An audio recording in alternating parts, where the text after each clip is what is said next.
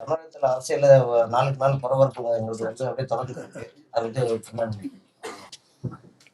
தமிழகத்தில் நாளுக்கு நாள் நடந்து முடிந்த தேர்தலில் தமிழ்நாட்டு மக்களும் தமிழ்நாட்டில் உள்ள அரசியல் கட்சிகளும் அரசியல் கட்சி தலைவர்களும் எதிர்பார்த்தது ஒன்று, மக்கள் கொடுத்தது வேறு ஒன்று. எதிர்பார்க்காத நடந்தது தான் உண்மை. தாவேக்கா வந்து ஒவ்வொரு தொகுதியிலையும் ஏதோ கொஞ்சம் ஓட்டு வாங்கி பிரிப்பாங்க அப்படிங்கிற அளவுக்கு தான் பேசப்பட்டது.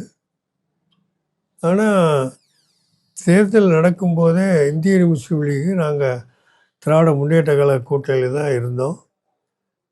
அந்த கூட்டணியில் இருந்து சுருக்கமாக சொன்னால், குளத்தூர் தொகுதியில் எங்களுடைய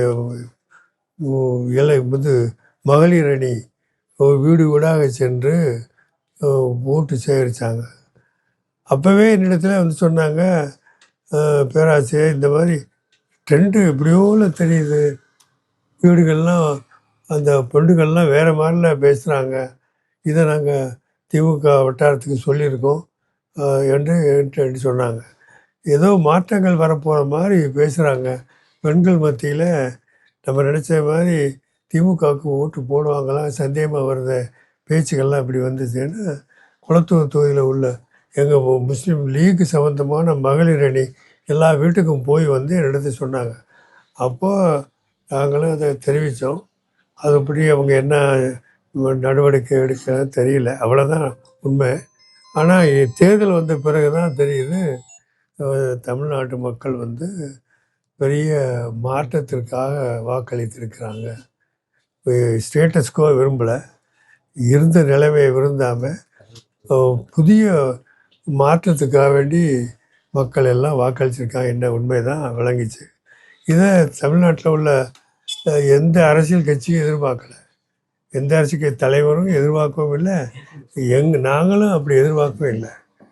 தாவேக்கா வந்து ஓட்டு வாங்குவாங்க, பிடிப்பாங்க, ஆனால் இது மாதிரி ஆட்சி அமைக்கிற அளவுக்கு வருவாங்கன்னு நம்பவும் இல்லை. ஆனால் நடந்தது தான்.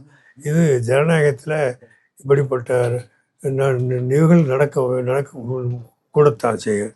அமெரிக்கன் வரலாற்றில் இப்படி பல நேரங்களில் நடந்திருக்கு. அது மாதிரி எதிர்பார்க்காதவங்களை ஜனாதிபதி ஆக்கியிருக்காங்க.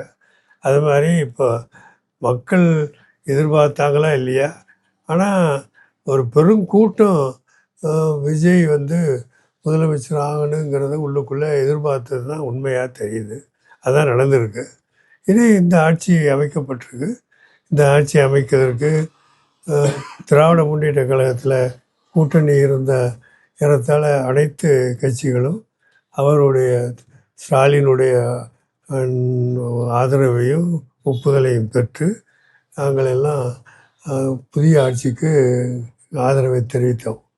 எந்த நிபந்தனை இல்லாத ஆதரவை தெரிவித்தோம். காரணம் என்ன? செய்திகளை உடனுக்குடன் தெரிந்து கொள்ள கீழ்கண்ட கேபிள் மற்றும் டிடிஹெச் நெட்வொர்க்குகளில் எம்நாடு செய்தி தொலைக்காட்சியை காணுங்கள். பாதகம் செய்பவரை கண்டால் நாம் பயம் கொள்ளலாகாது பாப்பா, மோதி மிதித்து விடு பாப்பா, அவர் முகத்தில் உமிழ்ந்து விடு பாப்பா. அண்மை செய்திகளை உடனுக்குடன் தெரிந்து கொள்ள இணைந்திருங்கள் எம்நாடு தொலைக்காட்சியுடன்.